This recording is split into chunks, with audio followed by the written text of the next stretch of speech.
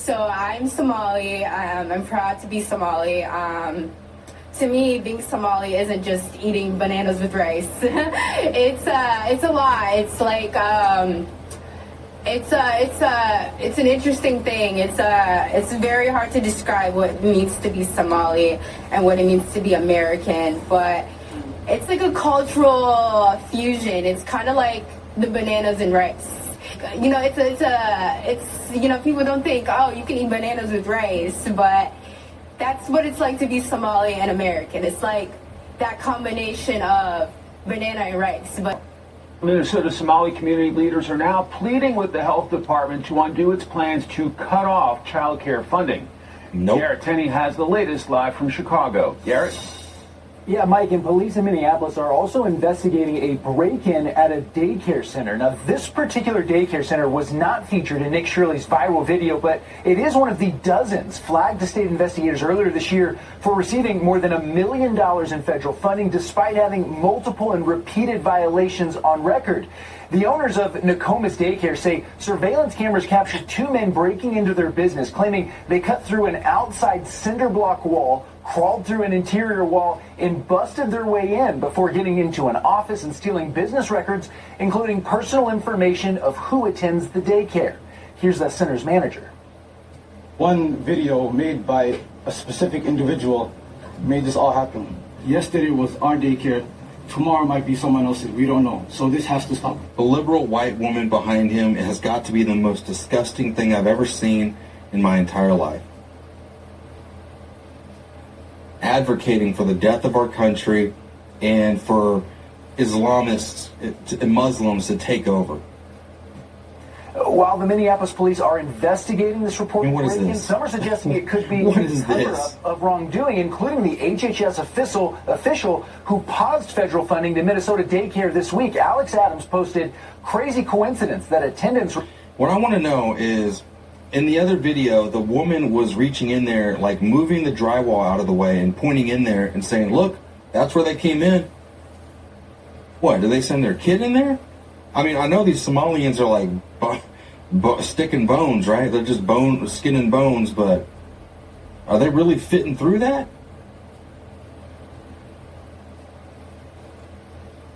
Funding to Minnesota daycare this week. Alex Adams posted, "Crazy coincidence that attendance records are missing one day after the HHS secretary requested them from the state of Minnesota."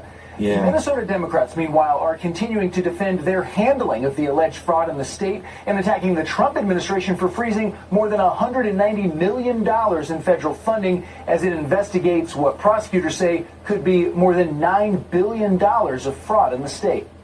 Run child care center sharing this surveillance video with Fox 9 of what they believe is an attempted break-in. Many child care centers says it happened just after midnight as they reported it, and they reported it to police. Now, it comes the same night another Somali-run child care center says somebody broke in and vandalized their building. Nokomis Child Care Center says important paperwork was stolen in the process. Our Leon Purvis heard from both facilities and joins us with what they had to say. So, Leon. Simone, Kelsey, two of the daycares tell me tonight they are concerned for their child care center and employees. Another claims that important paperwork was taken from them. A Somali-run child care named Mini Child Care Center shared this surveillance video with us. They say someone tried to get inside after midnight. Honestly, it's shocking. It's honestly really sad, and it makes me feel concerned for my own safety at this point. Just last weekend, a viral video was filmed outside of Somali-run daycare centers claiming they were fraudulent. This church addressed an alleged vandalism and break-in that happened overnight. We've been receiving hateful messages through our voice notes threatening us for the past couple of days. Managers claim they found documents missing and their building damaged. This is devastating news, and we don't know why this is targeting our Somali community, as one video made by a specific individual made this all happen. Other daycare providers are worried about their safety and reputations. I don't know. The state of Minnesota has investigated daycare fraud in the past with very mixed results. For 4 years, I tracked the investigation into 4 different daycares. DHS, the Department of Human Services, referred the first case to the BCA, the Bureau of Criminal Apprehension, because they documented overbilling. The BCA says their surveillance found Sunshine Child Care Center and 2 others they started investigating billed taxpayers for twice as many kids as they served through the Child Care Assistance Program. But charges were never filed in these cases. Look at this. The lead agent from the BCA partially blamed the DHS, the department that referred the case, saying DHS wouldn't share needed documentation because they didn't want to act as an arm of the BCA. Now, 2 of these daycare owners are suing the state, claiming they were discriminated against for being Somali. Here's their attorney. There's no indication that any other child care centers owned by any other group was targeted even for investigation. Did your clients fudge the numbers and get reimbursements for more kids than they were actually caring for? No.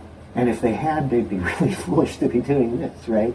The state filed a motion to dismiss that lawsuit in federal court. The judge is still deciding. I'm Lou Goose. Follow for more news. I saw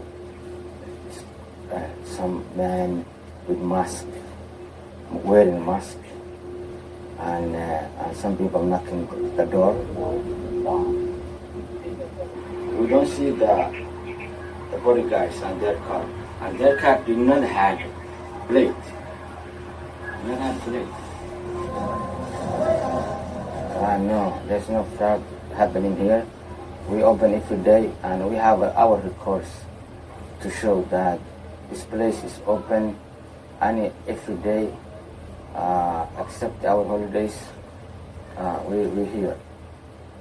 Is that what I gotta believe, bro? I mean, come on.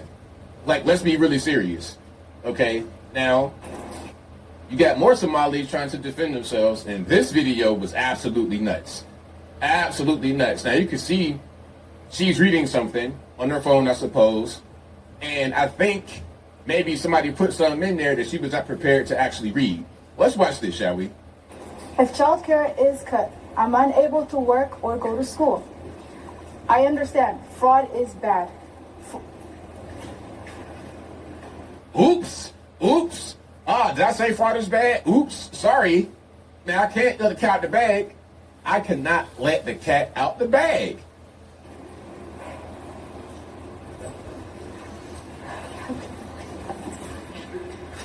What in the world is this?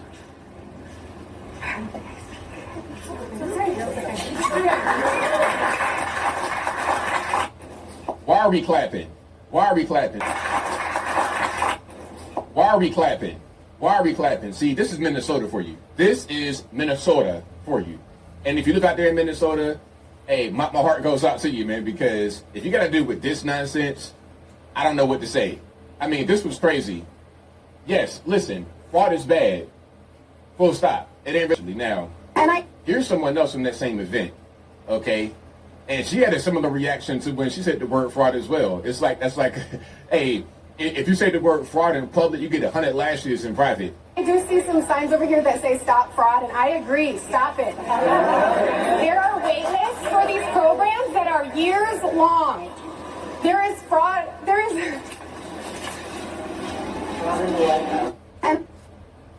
Here's someone else from that same event, okay?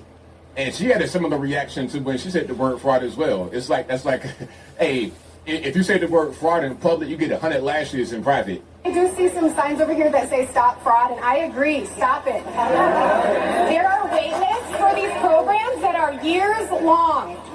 There is fraud, What is the why is the word fraud a trigger word? Is it because you guys engage in it and you know you engage in it, but the objective is to keep us regular normies in the dark? Is that what's going on? That's what it seems like. And if it's not, I can't tell. We both felt in our hearts that day. And it's like,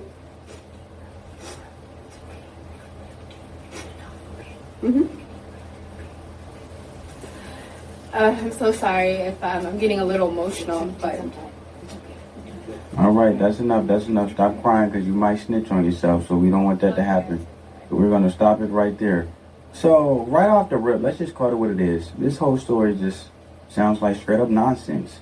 Like, you're telling me ICE kidnapped you. Kidnapped. Like, come on now. That's the word we're using, not a small word, right? That's not a small word. That's not, I got stopped or they questioned me. Nah, she just jumped straight to the kidnapping in the beginning, right? You got to watch the language, because when people start tossing out dramatic words like that, it usually to paint a picture that doesn't match reality. And the thing is, where's the in-between? Where's the part where she tells us what actually happened between her just standing there and then ICE agents supposedly calling her racial slurs and throwing her into the van? It's like she left out the whole movie and jumped into the climax, right into the climax. And by the way, let's be real about the slur she claimed they used.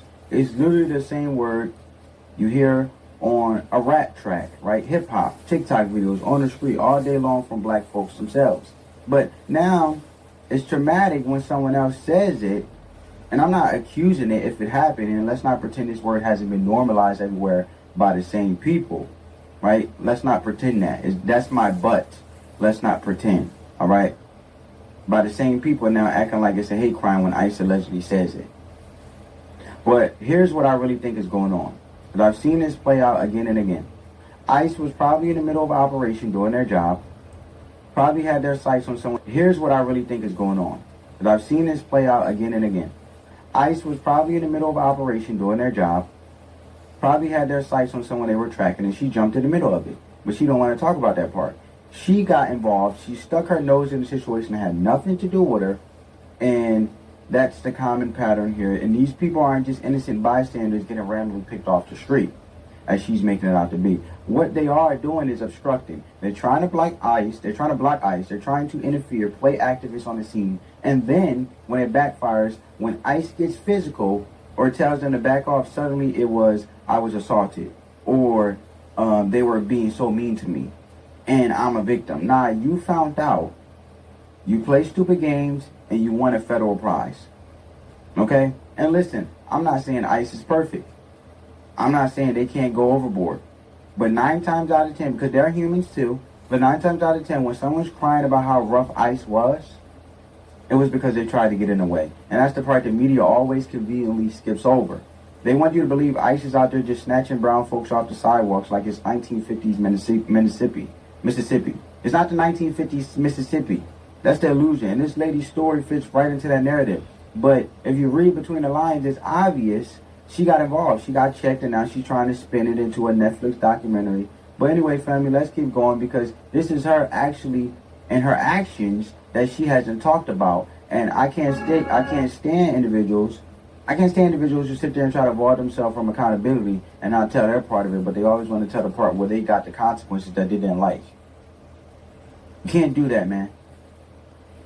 Am I wrong, family? Am I tripping? At the end of the day, if you do something that you know you weren't supposed to be doing, if the consequences, you can't control them, on top of you can't control the consequences, but at the end of the day, all you could control was your actions. You can't control the consequences of life. I teach my child that on a regular basis. But if you were doing what you're supposed to do, then you won't have to worry about the consequences panning out what they had to pan out to, which is out of your control, because the consequence ain't going to be the consequence you want. It's going to be the consequence that is written by your actions. It depending on how extreme you went by your actions. So I hate when people try to absorb themselves and play innocent of that. The same way you sat there and done something you wasn't supposed to do, the same way the consequences shouldn't be something that you like. It's that simple. So when you look at this situation, before we get into this video, I'm sitting here watching this video like, this is the violent ICE encounter. This is the big traumatic event we've been hearing about. Bro, she talking about she got harassed, assaulted, roughed up. But I'm watching the footage and I'm like, weird. Like, seriously, point it out to me. And I want you guys to really check it out and point it out.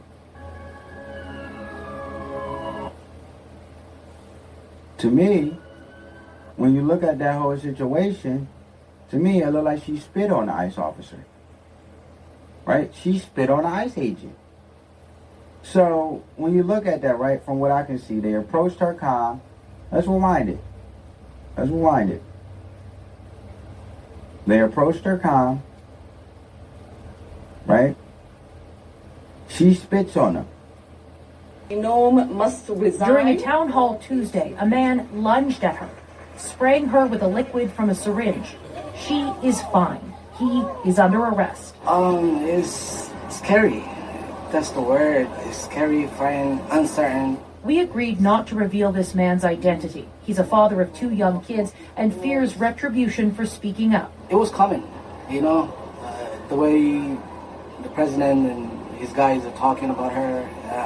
You have those crazy people, you know, and if you give them a message from the president, you know, the crazy person will do it. Trump has insulted. I'm a clinical and forensic psychologist as well as a body language expert, and today we're going to be analyzing the behavior and body language of Congresswoman Ilhan Omar. Before we get started with this, a couple of quick things. One, I wanted to make sure you know this is not a psychological evaluation of any kind. These are just my opinions. In addition to that, I do want to remind you to like and subscribe if you have a plastic syringe full of an unknown substance. Let's watch frame by frame exactly what happens and see what stands out. Must resign or face impeachment. If you notice that she looks up, she nods very briefly right before she gets sprayed. Now, the way I interpret that is that she glanced up and very briefly saw someone standing up with it. She decided to continue on with her statement. And DHS Secretary Christine And this is very subtle, but I'll show you what I'm talking about. must resign or face impeachment. That was it right there. This quick little, this brief, and that was what I was referring to, this brief little head nod like that. I think that was just her noticing that somebody was standing up. Secretary Christine must resign or face impeachment. Now, this is where the body language starts to get very different than what I would have anticipated. I want you to watch her face and her body when she's getting sprayed. Like I said, we're going to look at this from a different angle, too. Resign or face impeachment. So there was a startled response. You saw her eyes close, but watch what she does next. So immediately she starts going towards the man. She raises her fist up like she's going to strike him. Watch.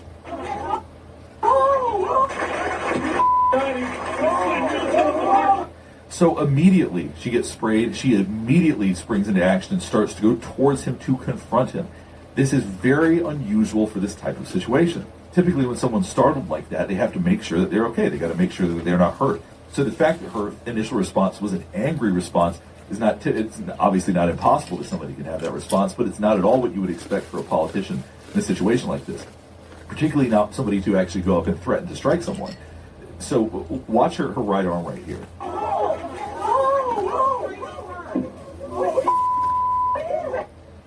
Let's watch this a couple more times. It's very odd. Face impeachment. See, there was no expression of fear right there. We'll see that at a different angle. That'll give us a much clearer image of how she looked right when she got sprayed. But what we're seeing is a brief startled response, but we don't see any fear. All we're seeing is anger. Impeachment. See, right there you're seeing her get startled. And there's a bit of surprise. Her eyebrows are going up. That's what happens when we feel surprised. But there's no assessment of the situation. She doesn't stop and freeze, because typically we go with the fight or flight response. When something like this happens, it's unexpected. The unexpected nature of it is the shocking part of it. So we freeze to assess what's going on, and then we try to escape, and when we can't escape, we fight. She went directly to fight. She skipped freeze, she skipped flight. So that is an odd response. That's not typically what we associate with these kinds of shocking situations. I don't know. Oh my God, he sprayed something on her. I need a napkin to know nothing. No, we will. No. You're fine. You need to go get checked. No. So I want you to watch a couple of things here that stand out. There are peculiar aspects to this just because most people would not react this way. That doesn't mean that it was staged, but her behavior is different than most people would react. Just check this out right here. I need a napkin to know nothing. We're seeing no signs of fear. She's touching other people after she's been sprayed with this substance. She's putting her hand on the man's arm. You see her raising her eyebrows saying, "We will continue." So having no idea what she was sprayed with, she does not express any fear about that, which I would think most people would be afraid. Is this toxic? Is it poisonous? Do I need to go and get checked out? Maybe I should stop here. At this point, there seems to be zero fear. We're not seeing any expression of fear on her face at all. She raised her eyebrows to say, "We're going to continue," which is to bring emphasis to her face, but we're not seeing any emotions that relate to fear. No. You're fine. And then she touched the man's chin right there. No, we will. No. You're fine. You need to go get checked. No, we will continue this. And you can see her teeth bared a little bit when she said, "We will continue." So there's a lot of anger, not a lot of concern or consideration about what that substance was. So the fact that she is touching other people, touching this man's face, it shows a lack of awareness about the fact that this could be something poisonous, this could be something poisonous, this could be something dangerous. There just does not seem to be any comprehension that she is in danger whatsoever at this point. No, we will. No. You're fine. You need to go get checked. No, we will. Congresswoman Ilhan Omar trying to reassure members of the Somali community in the wake of the startling attack. Well, I think my presence here should tell you that the fear and intimidation doesn't